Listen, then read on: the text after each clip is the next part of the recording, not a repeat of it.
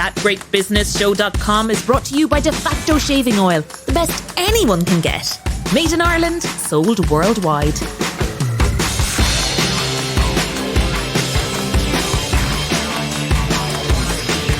Welcome to episode 74 of That Great Business Show, posting on the 11th of February 2022. I'm Conal O'Moran.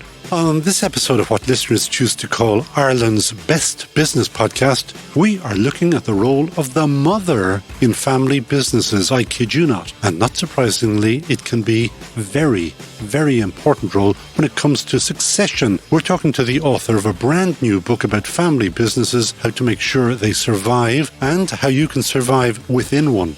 And for something completely different, we'll also be telling you how you can know your customers better than they know themselves using something called neuromarketing. No, I have no idea what it's about, but that's why That Great Business Show exists, bringing you great business information. And all of the great business insights on this podcast are brought to you thanks to our sponsor, De Facto Shaving Oil. Man or woman, it's the best anyone can get.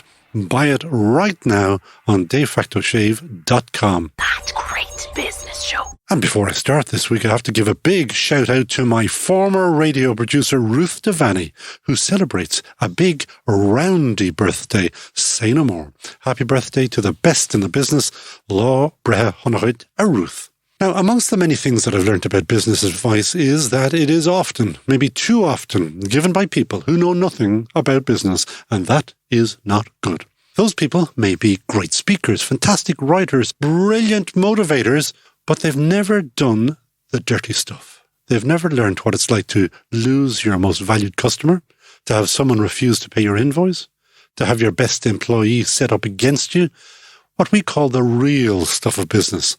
But there is that other kind of business advisor, a person who has done all of the above and sometimes way more. One such person is Paul Keogh, who has just written a book about family businesses called The Family Business Book. That's a good name for a book called The Family Business Book about, well, family businesses. And now for Paul's CV, he started his career as a junior marketing exec at Guinness, where he was given responsibility to launch and build the then unknown in Ireland Budweiser brand. That was way back in the early 80s. He then headed up Polygram Music in Ireland, during which time he brought the likes of Luciano Pavarotti here. He went to the UK to work with the Bamford family. They're the owners of the worldwide JCB brand. And since 2006, he has worked either full or part-time with one of our best-known developers, that's Sean Mulryan, and his family-held business, Ballymore Properties. I think it's fair to say that Paul knows something about families and their businesses, so it is my great pleasure to say, Paul Keogh, welcome to That Great Business Show. Thank you for having me. Good title, because it says or does what it says in the tin. I didn't like it at first, but my publisher kept saying, keep it simple. So I stuck with it then. The Family Business Book, and one of the there are many, many interesting things. One of the very many interesting things is your take about the mammy in the family business. Let's say a wee bit contentious. Discuss. Well, I suppose at the start I must say that there are mammies out there that actually own family businesses, so they're not all as it might be portrayed in the kitchen as such. But I'm really talking about mammies in general, whether they're in the business or not. And from a family point of view, the role of the mother in the family. So not really to do with business, but then they do have probably an unconscious or unseen, very important role in family businesses. Which is? Influence. Very often the children, as they grow up, go to the mother to either vent or get advice or whatever. The father might say, well, I was out working or whatever it might be. And even when it gets to a family business stage, the children will still go to the mother if they feel they're not being treated fairly or one is getting an advantage over the other. And there's a concept which mothers will often argue with, is that they have a concept of fairness. So they like to see that all their children are treated fairly. And sometimes that goes as far as saying equally. Now, you could argue that fairness and equality are not quite business terms that sit well. And that's where sometimes the mother comes into it, because the father very often won't talk about a lot of things. And it's not just Irish fathers, and it is a generational thing. The younger fathers listening, I think, will say, what's he talking about? I have no problem communicating. But I'm talking about a generation that are still the majority owners of farms, family businesses here in Ireland and across. I've worked across the world. It's no real difference. The father has this reserved type of approach. And one of the topics they find difficult, for example, is when a child wants to ask him, but is afraid to ask him, is, when are you retiring? So they go to the mother and they say, what's the plan? And the mother sometimes says, in the old psychological terms, would say, go ask your father. And it goes round in that sort of way. But they do, a lot of the times when I'm talking to the founder, a male founder of a business, and I say to them, I'd like to meet your wife amongst all the members of your family. And says, she's nothing to do with the business. And I say, oh, no, she has. And I say, no, not at all. At the start now, she signed some paperwork maybe, but no, she has no interest in the business. And they get really annoyed with me when I say, I'd still like to meet her. And switch it about. Tell me about a woman founder. Does the man or the husband or the partner, in that case, does he play the same role? Do the kids go and vent to the dad in this case? Not really. No, it's funny because the female entrepreneur, business owner, still retains that maternal sort of sense of fairness and equality. And very often, nowadays, both parents may be working, but in different businesses. And if they are stay-at-home fathers in that sense, they don't have that same communication role as maybe the mother has traditionally, even if she's the owner and entrepreneur. Silly, if not and unfair question. Who's the better entrepreneur then? Female or male? Or can you tell from that? I think the ideal is if the two of them were involved, didn't kill each other. But the balance, I think, is key. That's why in, say, non-family businesses, people are talking about now the balance, the gender balance, because there's two perspectives often given, even at board level. That's why I think one of the main strengths of having a gender balanced board. Now, sometimes I think women would start arguing about it. I don't know why they argue with that. That we do think differently. And, you don't have to be a psychiatrist or psychologist to know that and if we thought we all think alike, we'd be in real trouble, I think. You'll be delighted to know that when I read your book, that it actually made me think about something that I'd never thought of before. It's how you think of or define what a family business is. It need not be the patriarch or the matriarch which owns everything or who owns everything. I have worked for a business which, by your definition, is family owned, but there was not family ownership. It was because there was a whole heap of people related to each other in the business, and they had a say in the business. By what you wrote and by what I read from you, that's a family business. Yes, and I think one of the problems with this whole area of family business is people get stuck on the definition. So there's a European Union definition, there's an Irish government definition, there's an Enterprise Ireland definition, there's the Family Business Network definition. I think don't get caught up in that. In America, 45% of the ownership at least has to be owned by family members and all this. In my experience, if family members have anything to do with the business in terms of decision-making or ownership, well then, to me, it's a family business. You were talking there about dyslexia and business ownership. I had never even thought of this. Besides, I've known hundreds, if not thousands of dyslexics, but I never applied it to entrepreneurship. Creativity, yes. Entrepreneurship, no. I think one of the aspects I suppose I found very interesting was the entrepreneur statistics that found in the background that they had dyslexia. And if you look at some of the people that I worked for, like Joseph Cyril Bamford, the founder of JCB, he was... Is that where the JC comes from? I never knew Cyril, that. Yeah. I always thought it had something to do, I don't know, I made it up. But Joseph Cyril Bamford, okay. Yeah, but Joseph Cyril Bamford founded that company. He was a brilliant design engineer but couldn't go to college because he couldn't get his A-levels. And if you look at a lot of dyslexic people, they're conceptually really brilliant in terms of design. They can see maps, really keep a certain type of information in their head. But they were, in general, up until maybe the last decade, they were counted stupid in school. And so they ended up being sent off to a trade or something like that. And they progressed themselves really quickly through the whatever trade, the skill that they were learning in that. And it's only when you start listening to like Richard Branson, Dyson, all of these entrepreneurs that have an element of dyslexia in there, or they're on a spectrum at least. And that they survive and overcome and are hugely successful, yeah?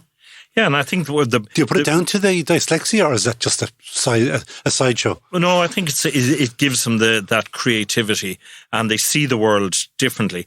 And one of the points that I was trying to make in the book is some people join family businesses and somebody says to them, the owner's dyslexic, and they just think, so what?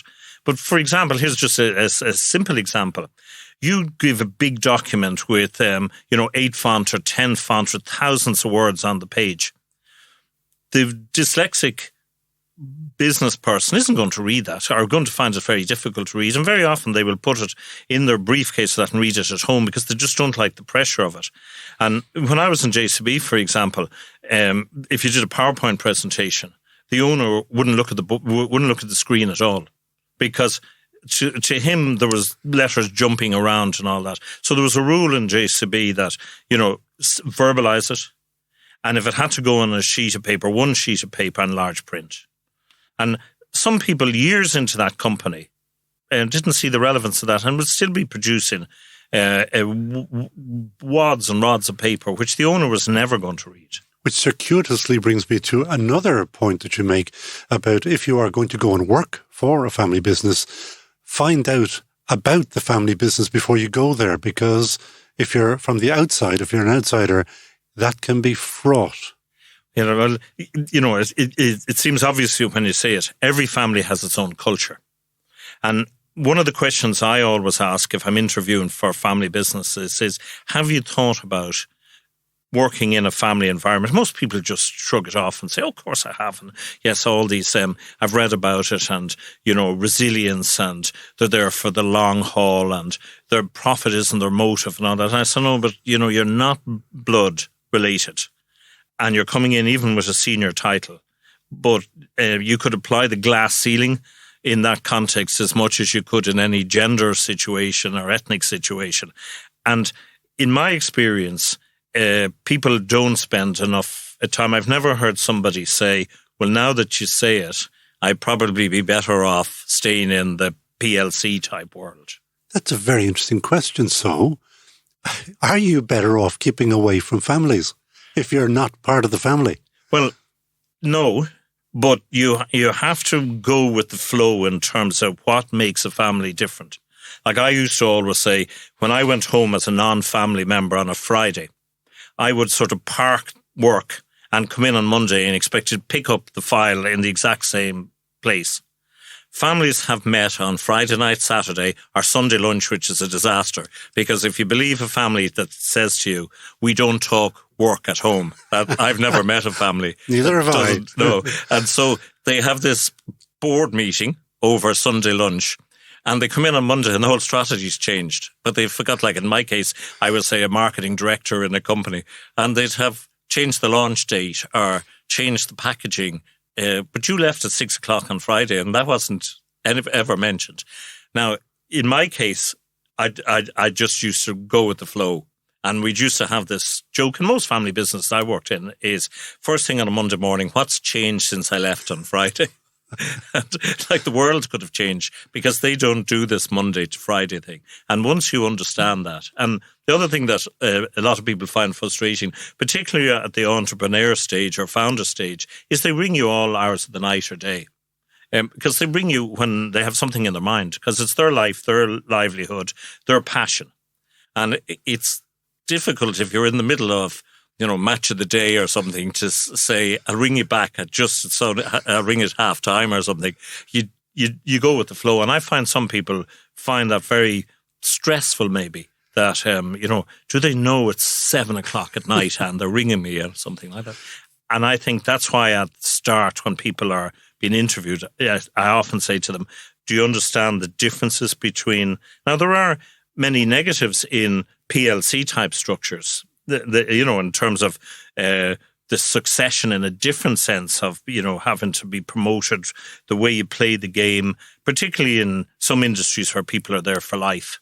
That's a different environment, maybe safer, but different. So how does an outsider, because I did headline this at the very beginning, how does an outsider survive within the family business, or how does he or she do it best?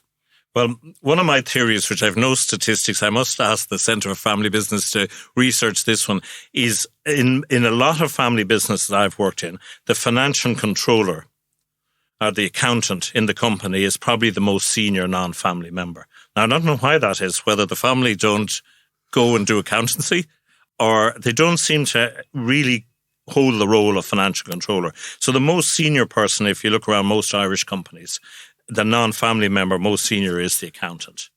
Now, because they do the boring bit, as the founder might say, they're left alone in that sense. And there's not that many family members prying or dying for the role of finance director or whatever. Yeah. That's one of the unusual ones in there.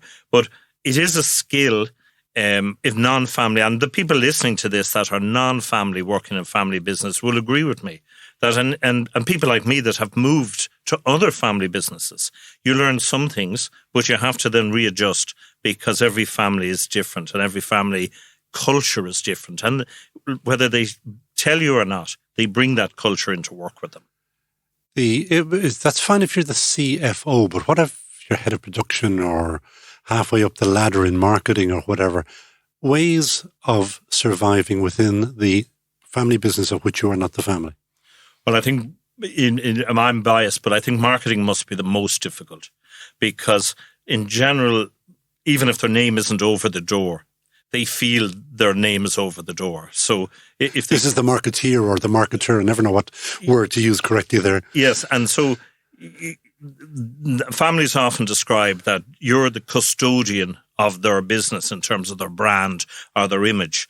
So it is difficult if you're the marketing director in a family business and you're not the family. You really have to make sure you clear everything with them and because they see it as a reflection of themselves. I give you an example. When I was in JCB, I thought I was great. I did this ad. There was a diamond robbery in the Dome in London, and a JCB was used for the robbery, and it got stuck in... I can see where this is going already. And I did an ad in the paper next day. I thought it was brilliant, turning it around from 5 o'clock in the evening to the tabloids in the UK the next morning. And I said, at least something worked in the Dome last night. Oh, dear. I forgot to tell the owners, and they were best friends with the shareholders of the Dome. But of course, he is he Lord Bamford as well? Lord Bamford, yeah. And I survived that just about. Okay. Yeah. Now, if you're in Diageo or something, you probably have the same dynamic, but you're having to clear it with either the board or the chief executive or something. But families would see even advertising as a reflection of their image very closely. You know what I mean? I do. Yeah. What about paperwork when you're going in? Because I gather that you, there's a question mark about how strong, well, there's two questions there really. How strong is paperwork interfamily, interfamilial, would that be the term again?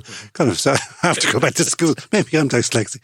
The paperwork we start with the family. Yes. John, Mary, they want to be part of the business. How strong is that paperwork, and is it essential, and should it be done, and?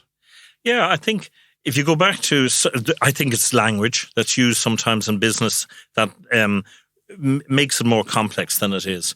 Like I find that a lot of companies have great difficulty with when you say governance to them.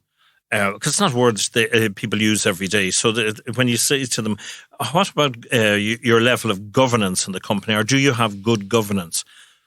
That's okay if you're a PLC, because they understand that. So a lot of families really drift into a business. And how it happens is they get a summer job, or they get, a Christmas work, and then it just happens, and they're there. And then when you say to them, ownership and working in a business, do you have any shareholding? No. So you're an employee, family member, but not a shareholder. And then, you can have the opposite. You can have people with shareholders, but don't work in the family business. So it can be really that must complex. Be a hard one. Oh, yeah. And if there's, no matter what the situation is, if there isn't paperwork to explain the role, it can be very difficult. So, I always say to people, shareholders agreement is an essential in any business. But in a number of family businesses, they've never updated the shareholder agreement. And so that's where disputes come about, is that idea of ownership, or who can own. So somebody gets married, and, the in-law now wants to join the business. Is there any rules, or, is it sort of pushed on the owner, or does the owner not want to offend the child? And so, of course, and if there's rules laid down fairly early on in the existence of the company, it gets over a lot of the problems that come in later life. Okay. Listen, I'm going to have to take a quick break, because we do have to pay for the podcast. So if you hold that thought, because I want to ask you just in a second my other question about that, which is the outside shareholder. That must be, you just said it is a nightmare, but hold that thought and we'll have a quick break. Make one small switch. Switching from shaving foam to all-natural de facto shaving oil will give you the smoothest, softest shave ever. Switching from shaving oil to de facto helps stop 20 million non-recyclable shaving foam cans go to landfills every year. Switching from shaving oil to de facto will save your skin, your pocket, and your planet. defactoshave.com. Everyday accounting can be a bit of a drama for SMEs. However, BigRedCloud.com takes the drama away with its simple and easy to use cloud-based accounting and payroll software designed for SME owners. Raise and send invoices, manage VAT reports and obligations, run management reports, link directly to Irish banks, automatically import purchase invoices, and so much more. All with 5-star customer support. BigRedCloud.com, 100% Irish owned and a proud member of Team GBS. Conobio, that great business show. Brought to you by De Facto, the world's greatest all-natural shaving oil. Get it at defactoshaving.com. And I am with Paul Keogh, author of the book, The Family Business Book. And we are just talking here about paperwork, families, shareholding. And I was just asking there about the role of the external family member who has a shareholding in the business. He, she comes in, has no day-to-day activity in the business, and maybe, let's say they're in the shop. They don't like the display. What happens? Well, again, if you define it properly, it's okay. The non-employee shareholder could have a role at board level, for example.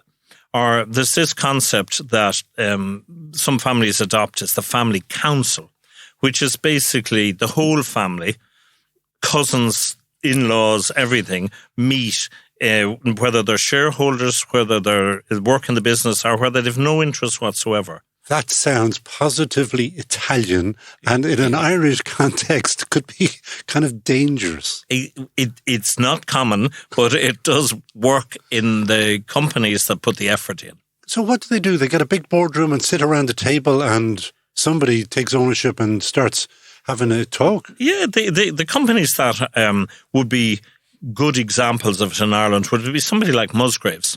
And Musgraves have a non-family chief executive, but they have quite a number of family members now that the vast majority of them don't actually work in the business, but they have a shareholding and their name is still over the door. So they want to be kept up to date in terms of what's happening in their company. And they would meet possibly 2 or 3 times a year.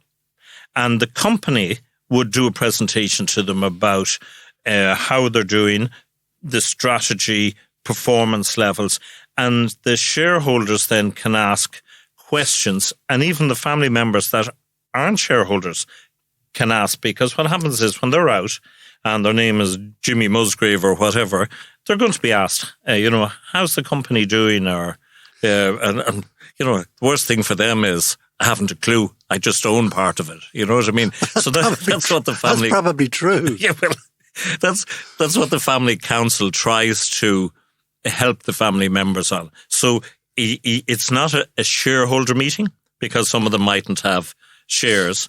Now, some of them might be working in the company and have no shares either. So it's to accommodate everybody. You've worked both for PLCs and for family businesses. Which do you prefer? It's difficult question. You have to be a certain type of person to be a non-family executive in a family business. And were you that person? I learned to be that person. So I don't think I was at the start. Did you have real Barneys? I did at the start of my career. I suppose, like everybody, I came out of UCD and thought I knew it all. And marketing was relatively new at that stage. And you went on a J1 to America, and just for anybody who's listening, those J1s are open again. Yes. Massively important to get onto those J1 programs. So sorry, Paul, you got onto J1 not once but twice. How did you manage that? Well, no, I did. I did the main J1, and I worked for the Guinness Harp Corporation in New York. And Harp, there's a bit of history. Harp, yeah, and that was moving on. That was the Guinness subsidiary in America. So I was one of the lucky ones. Like probably 20 of my year that I knew in college went to the States that year, and some took their chances and arrived. You can't do that now. I think you have to have a sponsor before you go. But in those days, you could just get a letter from an aunt or something to say she was employing you. But I was one of the lucky ones. I actually went and started work the next day. And I was on van delivery, truck deliveries, delivering beer around Manhattan, which I was the paddy that got off the truck and carried the beer in. So there wasn't any office. Put manners on you. Yeah, that was J11, but how did you get the second year?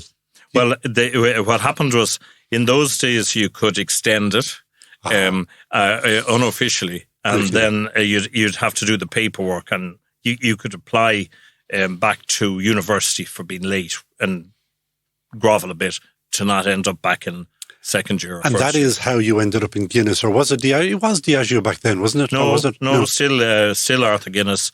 I was still there when it was transitioning into Ernest Saunders' era. I remember that well. Yeah, which we won't speak about. And did you have discussions? Did Lord Ivy invite you into his family? No, the family business. Lord Ivy, which was most people that worked in Guinness in those days, and still to this day, were family.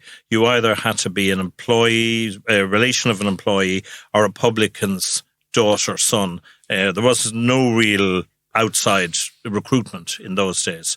But it was a very successful strategy. Oh, it was, and it worked, and people were there. From they were called boys when they started, maybe 14, 15, and some of them retired 65. And some of them, they still talk about the collegiate feeling that Guinness had in James's Gate.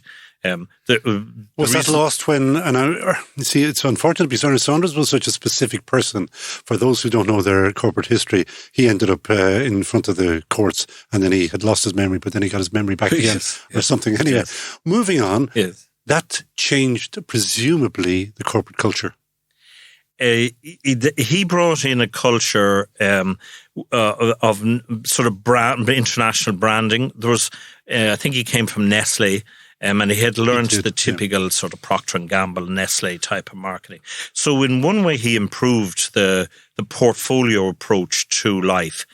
He wasn't a great fan of the collegiate part of Guinness in Dublin.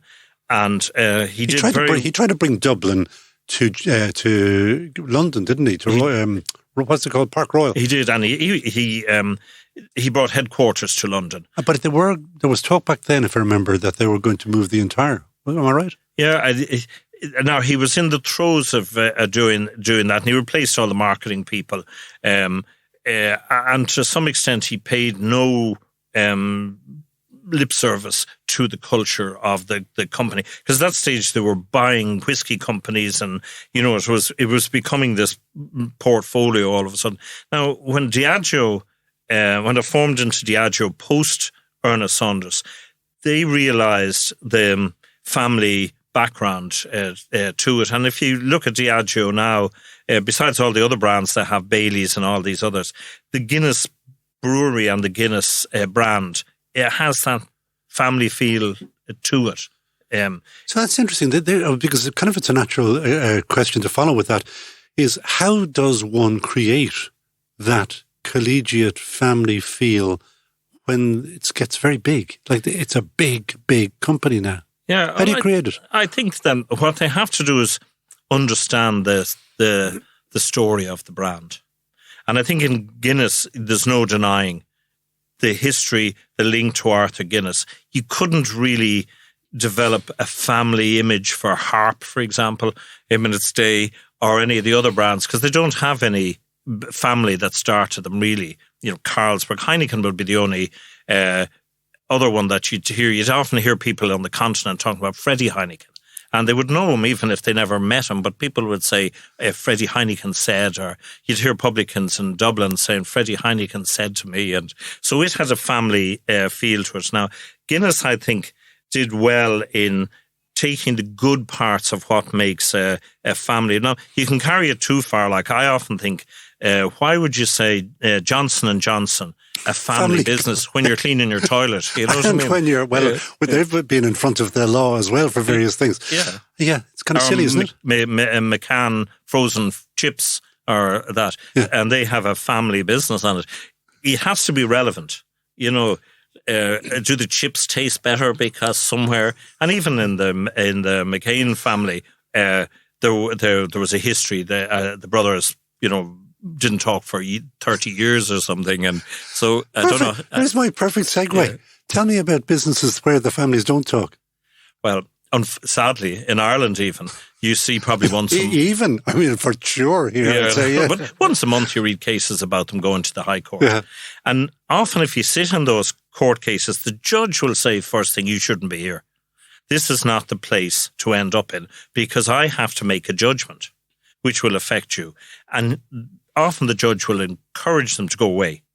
Now, let me pick you up on that one, because what the judge is actually saying is go and mediate. Yes. Whereas our learned friends like a good high court battle because the fees are infinitely bigger. Yeah, and I think the mediation process is passed to themselves as well. So very often it's lawyers, senior counsels, mediation. They're, in my view, not the best mediators. Who would you use? There's very few family mediators. Like if you're doing family crisis type, divorce, all the other elements of family disputes, with a little bit, if you have a business background, with a little bit of business knowledge, you could be a good mediator in a family dispute. But I think if you're pure family divorce and that, and you don't have an understanding of what caused the problem in the first place, because money often is the cause of it, power, greed, whatever it might be. They're not necessarily just family elements. They could happen in any business.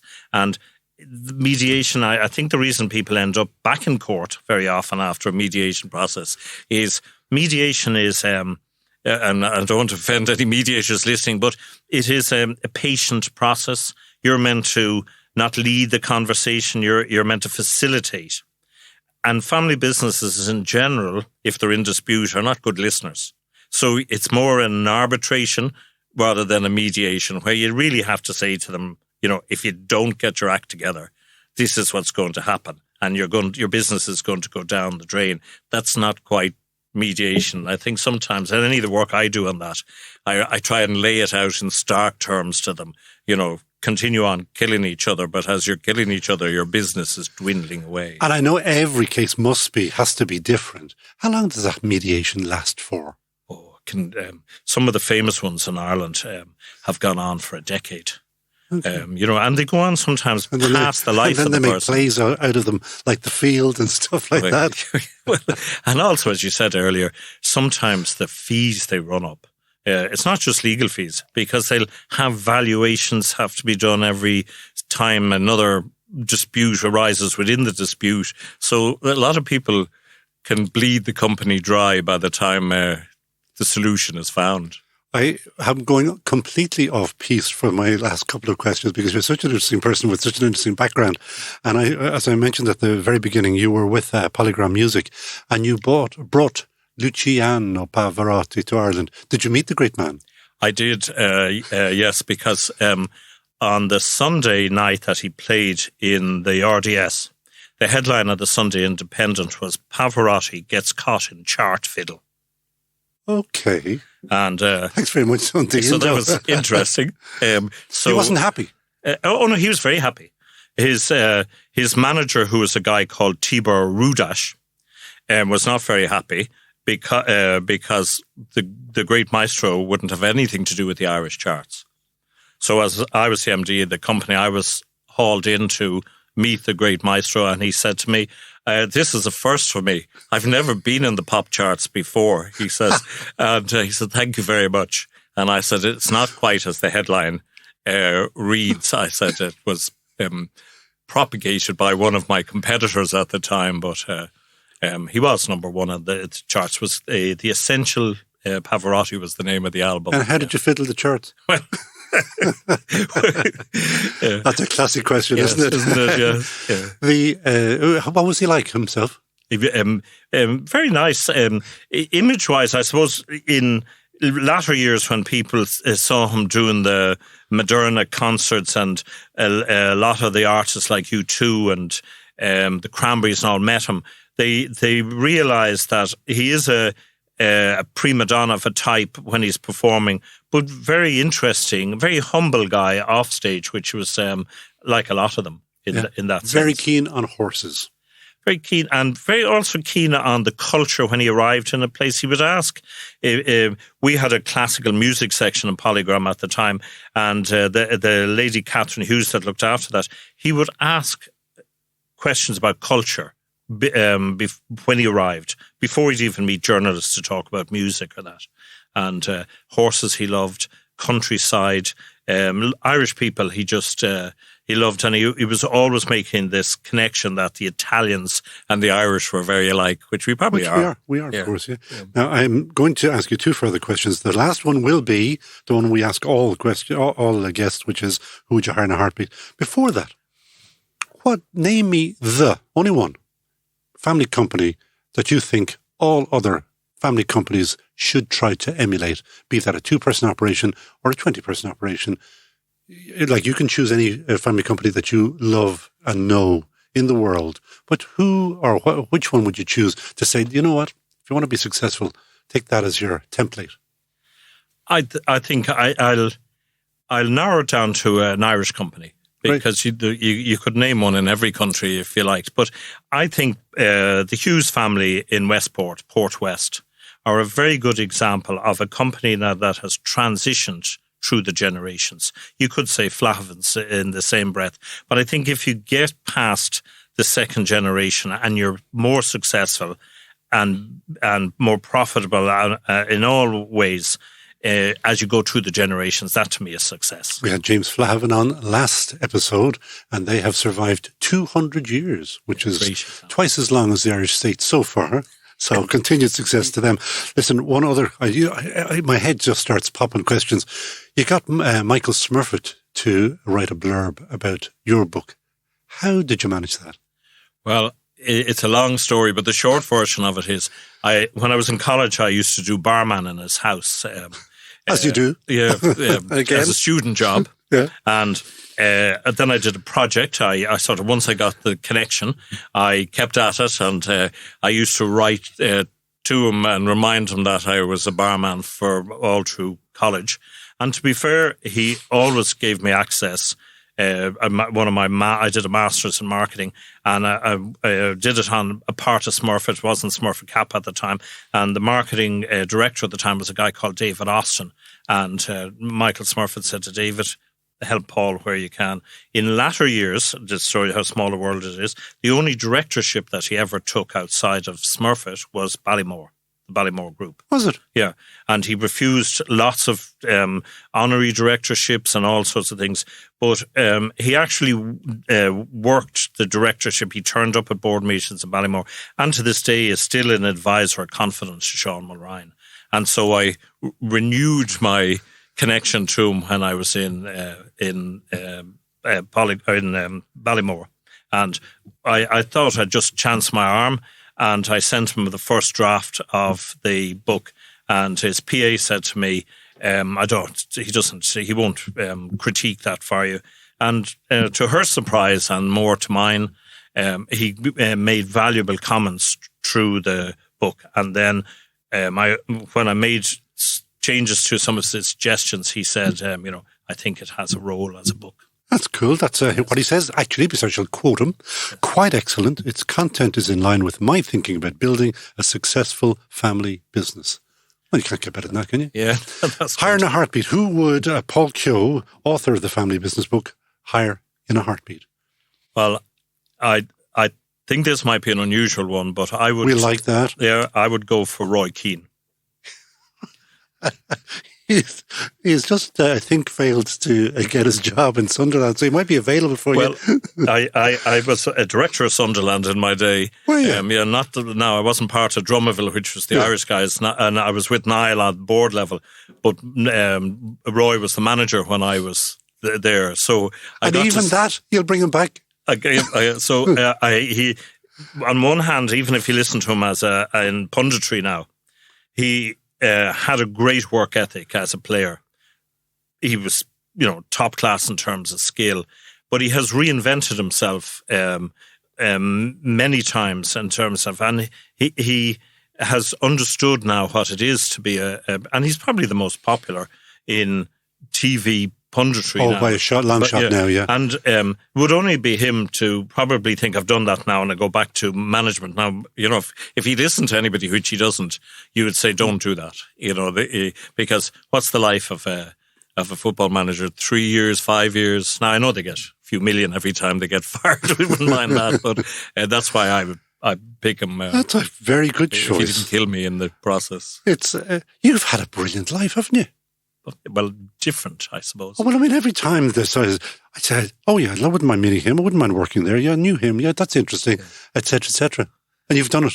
Yeah. Well, yeah. And I'd encourage a lot of people that think about, set careers. Even if you've done computers, or for example, you could end up anywhere. You don't, nobody's ever asked me, what subjects did I do in commerce and UCD? So, as I keep telling people, it's irrelevant. Do the work and look enthusiastic and about it. the opportunities. Yeah, Paul Keogh, that was gorgeous. Thank you so much. And the book is available where? Now, we could have gone down that route as well. I was meant to do that. It's not available everywhere, but it is definitely online. It's and it can be available everywhere now. All bookshops will order it for you. So if you don't want it instantly. But name the ones who won't. Shame them. Name and shame. Well, I think the bigger chains are difficult to get into. Such as so-and-so. So I try to help them. They should be trying to help you. So. The small guys are great. Mahoney's down in Limerick, you said, is one of them, isn't it? Yeah, and they took one for every branch that they have. Yeah, good. The bookshop of the year last year in Kilcullen and Kildare have it in the window. So, I think... as they say themselves, it won't sell itself, so you've got to go out and publicise it too. And it's a snip at how much? I'd say it's probably somewhere... cover here is 15 quid sterling. Yeah, and probably 15 to 19 euros. We'll say 20 euro. It's a snip. Yeah. It's 120 pages because I've read it. And it's really easy read and it's really interesting as well. Paul Keogh, thank you so much for joining us on That Great Business Show.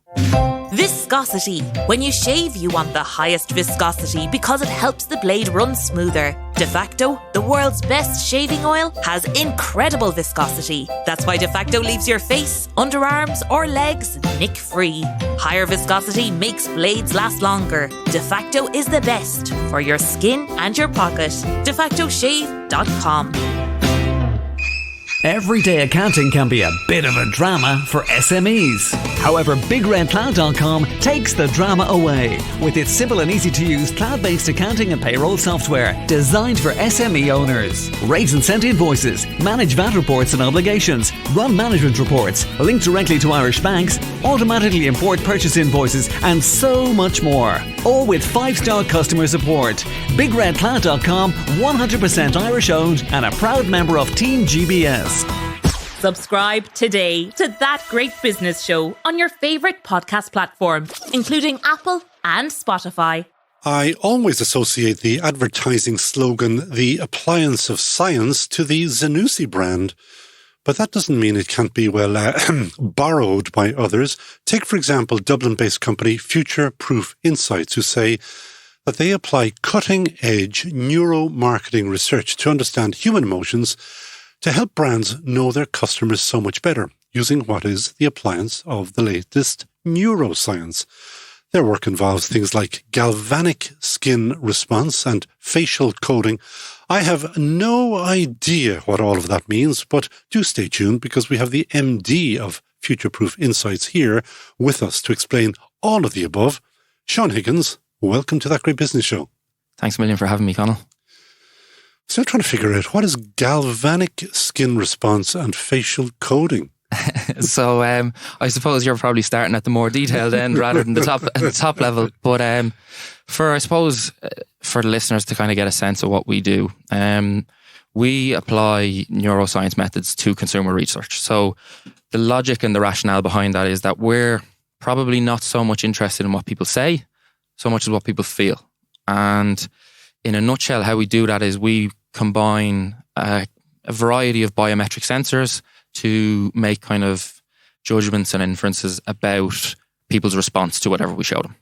I was on your website, obviously, and I saw that you offer there's a free offer, and you will look at people's ads and tell them if it's working and if it's good or bad or indifferent. Now, if I were to send my ad, so it's presumably a visual TV ad or whatever, or an online ad, and do you put on sensors onto people to work out what they're doing, and because you track their eyes? What else do you track? So I suppose, in a sense, what we would kind of cover, we would have kind of a complementary kind of service of typically 4 to 5 sensors. So what that might include is your EEG, and that would be the electrical currents in your brain. So we can kind of, from that, make kind of judgments about preference or, mental workload. Then we would kind of use eye tracking. So how are you attending to a certain experience? Where do you look? How long do you look? Do you come back? All these sort of things. The dilation of your pupils as well.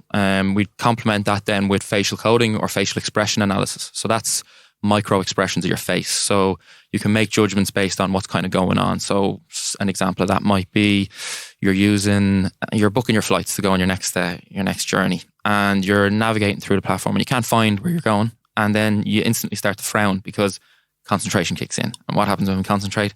We begin to frown. But hang on a second now. That's more than an ad. That is what we call UX, user experience. So you have a much bigger platform really of what you're doing. Yeah, so I suppose the term neuromarketing is the label that kind of sits on top of it. But it's so much more than that, what we do. And sometimes it's a little limiting. So in a sense, what we want to do is measure people's experience, people's reaction to an experience. So an experience can be, an ad. And that's typically where this work has brought us. But it could be, product design, packaging design, in-store layouts. It could even be, the claims you make in a speech or, moments like these things. So what we like to think is that, as long as you can design an experience or come up with something that's intended to evoke a response, we can understand how people feel in response to that.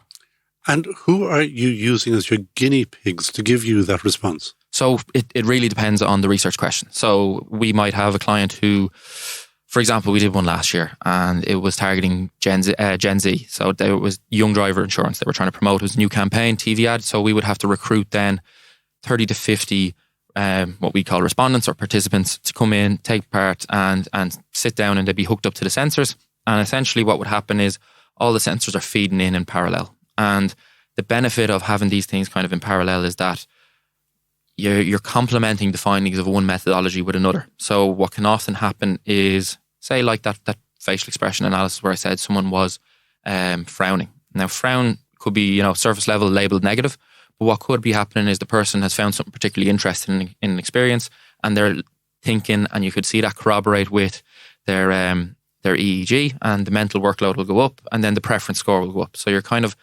finding a more comprehensive overview of the consumer. But I suppose bringing it back to that kind of the TV ad testing. So they would have come in, they would have been hooked up to a galvanic skin response.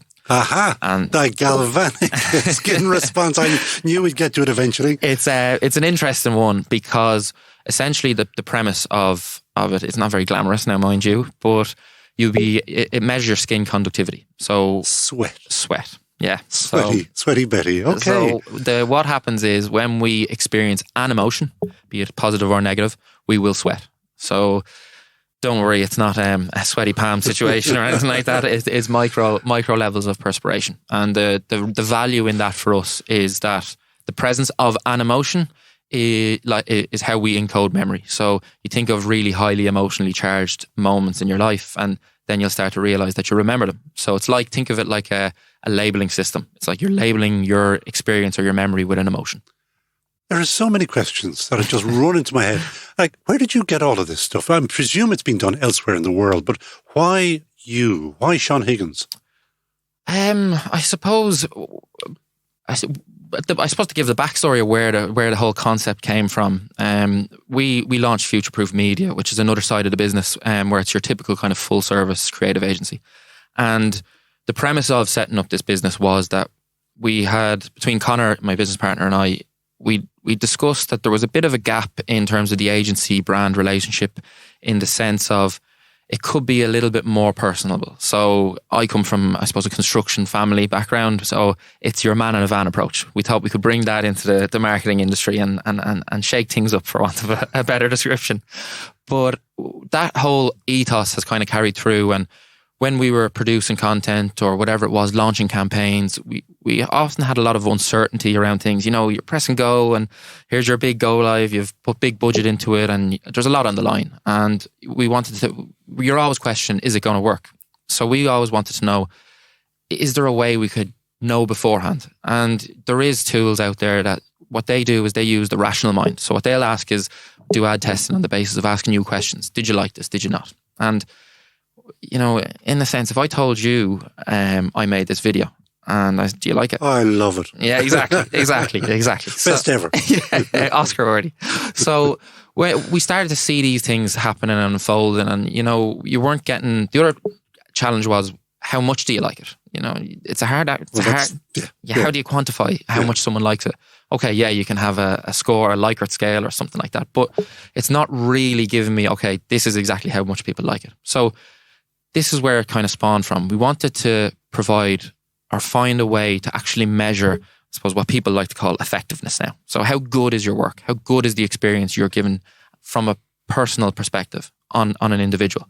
And then we began to look into and finding the likes of galvanic skin response and eye tracking and EEG and all these things happening quite a lot in academia. But what we found was there was commercial applications happening, but they were happening maybe in isolation. And we were thinking, well, what if you could bring these things together? They'll all complement and they'll work together and give a better kind of finding. And that's the premise of what we're trying to do and what we think.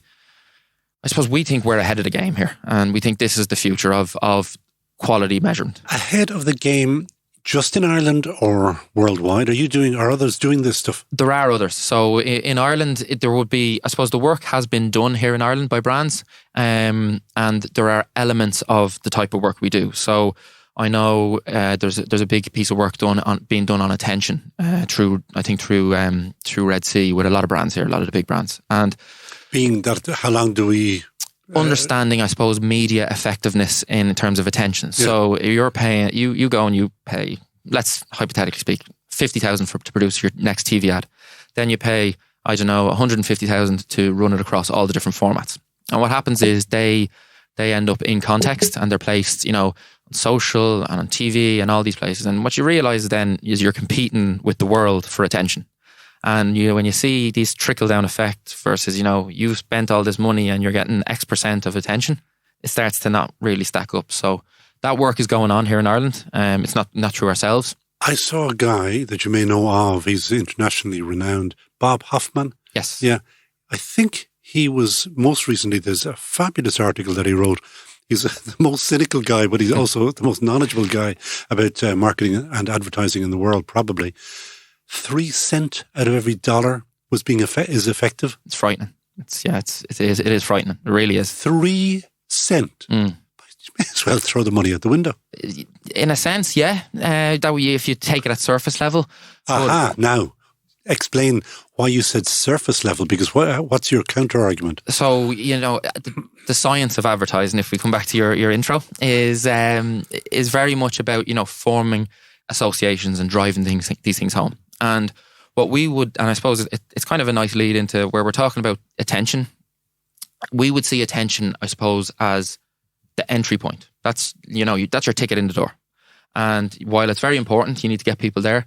How do you keep people there? And then if we would like to think that when you can measure emotion holds you. That's where it keeps you there.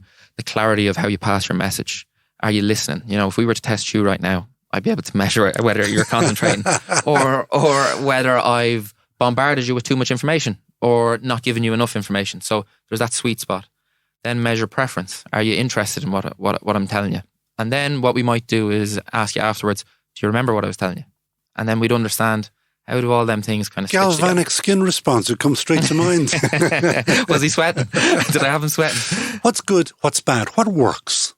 So it all depends on your goal. So if people are simple in SMEs, particularly, I want to sell more. I want to get more, chimney sweeping jobs. I want to sell more oranges. I want to get wax your car better or whatever. Yeah. So I suppose if you're thinking of quick principles to kind of apply, try and make sure your message is clear, it's concise, it's easy to absorb in a kind of a seamless way. You're not making them work too hard, but you're making them work, which is why things like nostalgia makes you think a little.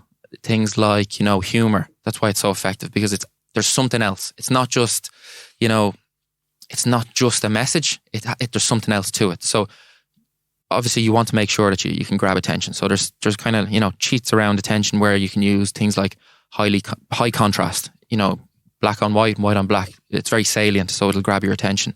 Motion. If something moves, you'll look. Use things that, I suppose, things that are personalization kind of creeps in. If you're a local plumber or you're localized, make it local. People are, what happens in their minds when you use your name or your hometown or whatever it is, what actually happens is all your attention just shifts to that. So it's very, very impactful in terms of commanding attention. Then emotion, like I said, humor. You really want to trigger humor. You want to trigger, even frustration is good, as long as it's the right frustration. You think of the jingles on the radio. Do you know what? Immediately when you said that, it reminded me of that awful go compare. Yeah. Go compare. Yeah. Everybody hates that. I come straight to mind. Yeah. And there's you think of some of the jingles like Quote Devil sticks in mind. Bargain Town. They all just as soon as Price is Almost Famous. Exactly. It's just... Do you know what? I'm actually, you're too young to remember, but there was a fabulous ad-on for a company called Ashmore Ryder. They do car repairs. And I've been at them trying to get that ad from them. And I'm mad keen to get it. Once that's in your head, you may never use Ashmore Ryder. You will sing their song. Yeah. And you'll never forget them. Yeah, exactly. Yeah. So they're kind of, clever ways. I know I saw an example on social there a few weeks ago. It was, just a simple, just a decal on a van, and it's just when you applied humor, it just sticks in the memory. It's something that sticks. You think of the old Sky vans when they had the Simpsons on them and they drove around Dublin. You remember them, and then that drove Sky home, and it remembers you took it with you when you're sitting in the traffic. But humor, you see, your humor is going to be different to mine. Yeah, very true. So how do you choose it? Well, I suppose... You can't afford... Billy. I was watching Billy Connolly yesterday, the master. Like, you couldn't afford him even if you're one of the biggest corporations in the world. Yeah. So, look, it all depends on who you're targeting. So, what I might find funny is not what my younger brother finds funny. That's me. Yeah, that too. Yeah. No, I'm the younger brother. Oh, sorry. Yeah. Sorry. But in a sense, what you can do, I suppose, using our methodologies, if you're going back into what we do, is you can test it on both cohorts, and you can understand. Is that called A/B testing? It would be, yeah. It would be A/B testing, and you understand the difference. You see this face? Not just pretty. But what you'll see is, and often, we done a piece last year. I know what often becomes trendy around the turn of the new year is these perspective pieces from all these agencies where they make these big, grandiose claims about consumers changing. And I don't know, my personal favourite was that Gen Z expect brands to deliver on their promise. Now, I have a brother who is Gen Z, and you better explain to others, because we don't speak marketing speak True, here. that's a good point. Gen Z is aged between... I think it's between 12 and 25, okay. I think. Now, don't quote me on it, but it's in that range. He's 22. Remind me what business you're in again? Yeah. I should have studied that before I came in. But I suppose the point is that I've never heard him ever question whether, Nike are following up on their sustainability promise, or, even if he's buying stuff through Primark, it's not something that crosses his mind. But if you asked him in a very pointed question way, would you buy sustainable goods, or would you buy ethically sourced goods? Of course I would. Yeah. It makes it's perfect what sense. a lawyer calls a leading question, isn't it? Precisely. Yeah. Precisely. He actually works in law. Well, they don't like leading questions. You get shut down by the judge for doing that. Exactly, yeah. Point is... So then what we actually did, we done a bit of a study. What we wanted to do was understand, okay, we asked the question, our leading question, we got the answers we expected. Everybody self-reported, we overwhelmingly would, purchase sustainable and what we call purpose-driven. Then we gave them a few little experiences, whether it was product displays, we gave them TV ads, and then we shot them out to an e-commerce platform with a preloaded voucher, and we said, go mad. Okay, but go mad. And the only caveat is, when you spend money or if you purchase, it will affect your take-home value from your incentive for taking part. So €100, go mad. And what happened was, we profiled all the purchases that were made. And then when it came down to the crunch, we didn't have a single purpose-driven product purchased. We had a lot of brand-driven stuff and a lot of price-driven stuff. Attention was overwhelmingly favouring the brand, the price, all these different things. So what we were kind of doing was dispelling these myths. Now, it's not that these people don't want to. It's just that brand and price are a stronger motivating factor than the likes of sustainability or the environment and so on, is what we found. You have a business, so you better start talking about your business and trying to hustle some business for your business. Who should use you? How could they use you? I suppose any business who have questions about the impact that their work has on a person. So this is why marketing and communications kind of naturally falls into it. If you're in, again, public relations, and you're in the sphere of shaping public opinion or discourse, again, this kind of ticks the box.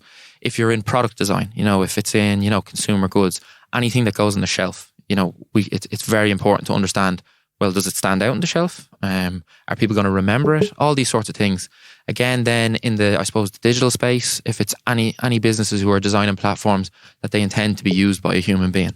So it's all well and good measuring, I suppose, scroll times and et cetera, all these different things that are kind of native to your platform, but you're not measuring what's happening to the person as they use your platform. So you don't have that quantifiable and measurable way of saying, okay, I know this worked on a human being level.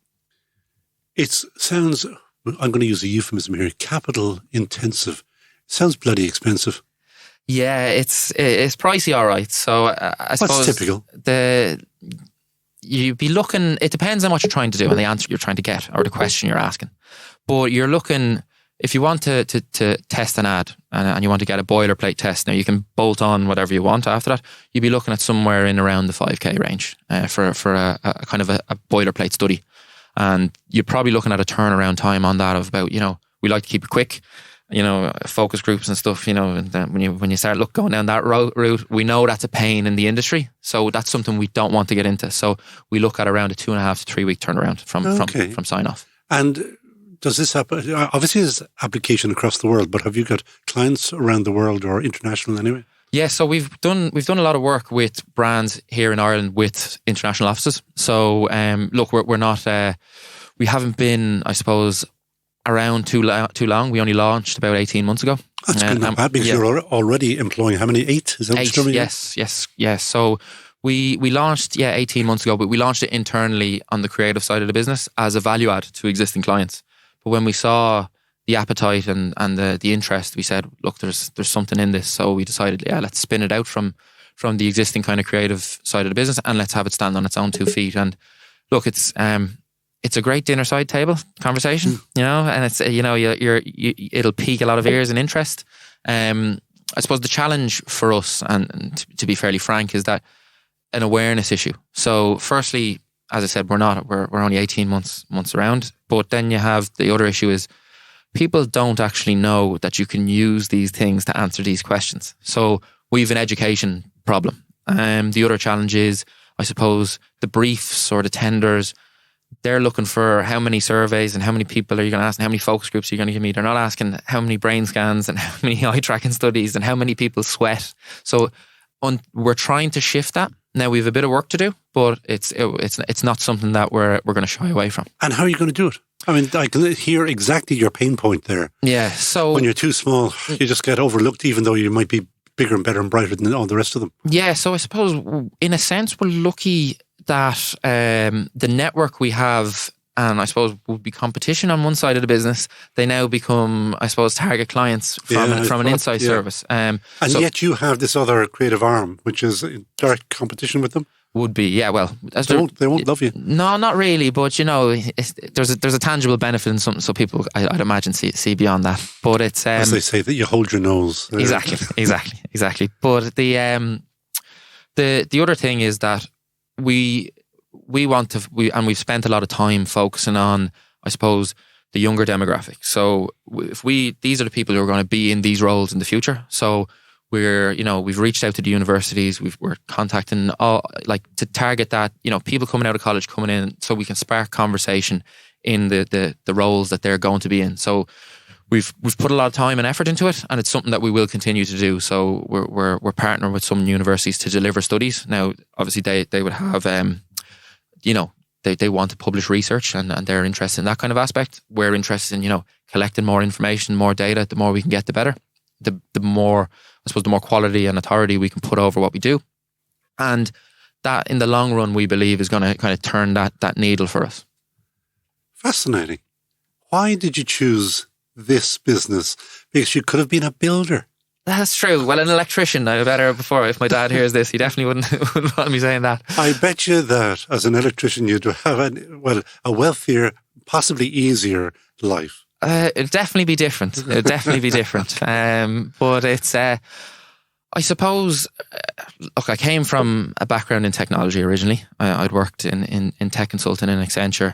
Then I moved into communications, so side of things through the future-proof media side of our business. And then they kind of collided, and then the science intersection kind of came from somewhere, and it's what floats my boat, I suppose, is the best way to say it. He looks like an entrepreneur. He sounds like an entrepreneur. I think you're an entrepreneur. Final question. Hire in a heartbeat. Who would you hire?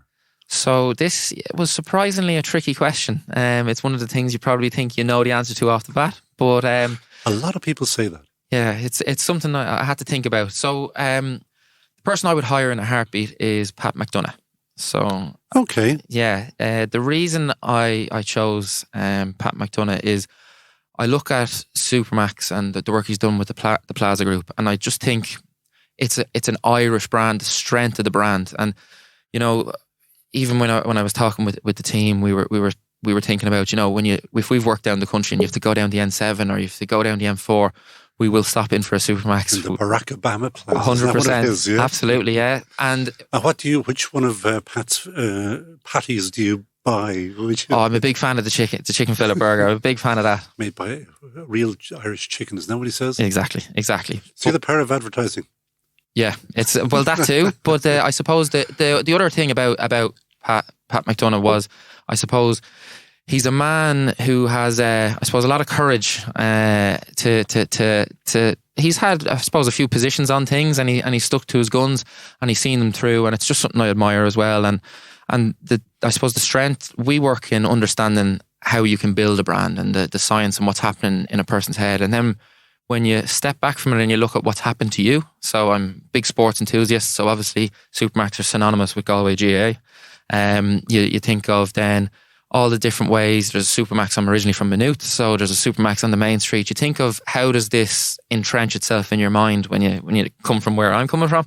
And I just found it very interesting and very effective in what they've managed to do over the years. And they're not bad after a few pints, are they? No, that Supermax in Maynooth has definitely been visited at the late hours of the night. Sean Higgins, MD, Future Proof Insights. Anybody who wants to find you will find you at Future Proof Insights? Yeah, futureproofinsights.ie. You can email me, Sean at futureproofinsights.ie, or even get onto me directly on LinkedIn. I'm always up for a chat, and there's always an interest in how we love LinkedIn as well. And that is it from That Great Business Show, episode 74. Please share, like, retweet this podcast with all of your connections on social media. Do it now, please, before you forget. It's just that click of a button away. But to us, it means commercial success. Also, subscribe to the podcast on your favorite podcast platform, and that makes sure that Ireland's best business podcast is always on your phone or wherever. And as always, my thanks to all of the team here at the Dublin Podcast Studios, including today's sound engineer, Mark McCarthy, and also Peter Rice, who every week adds his spit and polish to make us the world's best sounding podcast. And you know there's no better place or way to talk to SMEs than via That Great Business Show. Great brands like Big Red Cloud, Virgin Media, ISME, and Already Do. Talk to us about your next advertising campaign.